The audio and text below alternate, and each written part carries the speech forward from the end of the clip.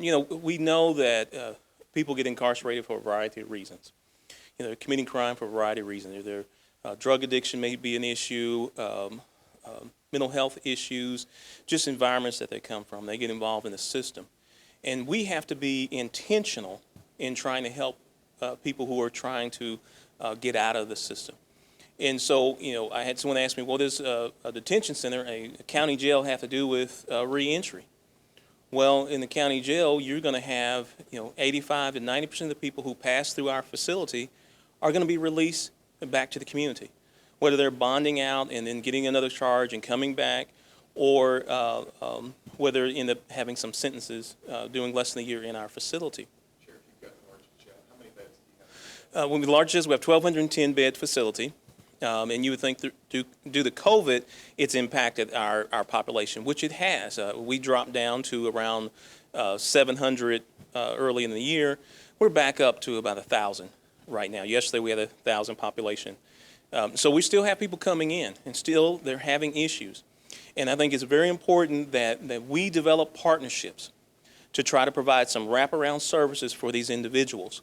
We've got to do more than just housing these individuals. We've got to try to provide some services to them. So that's what we do. We have a reentry program where we're providing classes to those individuals that choose to attend the class. Not everybody's going to want to be involved, but we have people who want to be involved, and so we're teaching classes. Now, and we know that it has to go beyond just a class in the facility while you're incarcerated. You need that support when you get out. You need to make the connections. There's quite a few people when they're leaving prison, where are they going to come? A lot of people come into Pulaski County, but there's a lot of resources here. But the problem is connecting those individuals to the resources that are here. And I think that's what Restore Hope does. They're making those connections. And if we can connect people with services prior to their release, get that support group working, then there's a greater chance for them to be successful. And my experience, you're talking to people who've been locked up, I'll say that, if a person's committing burglaries to support their drug habit, I would say they're probably doing 10 to 15 burglaries before law enforcement catches them, any law enforcement. I did have a lady in the facility that told me, Sheriff, we're doing a whole lot more than 10 before you catch us, So I told her I'm going to stick with 10 to 15 if that's okay. But those 10 to 15 burglaries, that represents about 30 victims in our community. Because it's people in the home, it's the neighbors, it's people at work. Because if you've been a victim of a burglary, you're going to tell people. And that's going to impact the perception of crime in our community.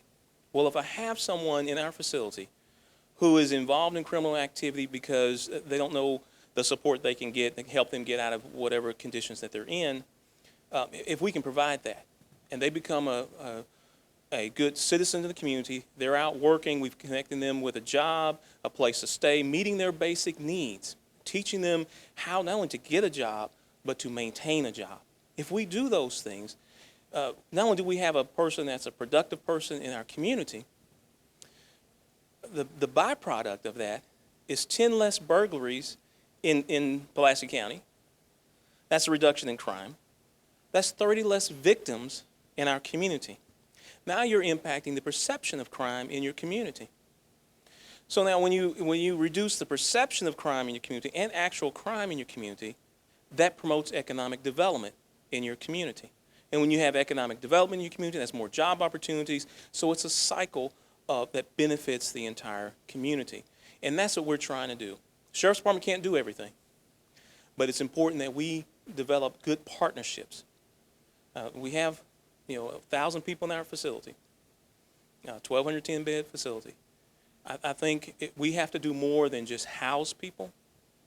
We have to try to provide some services that's going to reach those individuals and help them not only to change their mindset and realize to have hope that they can do more than what they've maybe experienced. Maybe they've been a victim all their life. Maybe they've been abused when they were younger. But we've got to help them, point them in the right direction. Not everybody's going to succeed, but we have to give them that opportunity. And if we're going to do that, then we have to have the great partnerships. And that's the importance of Restore Hope, making this partnership, because it increases our network and our ability to touch the people in our facility with some resources that they need.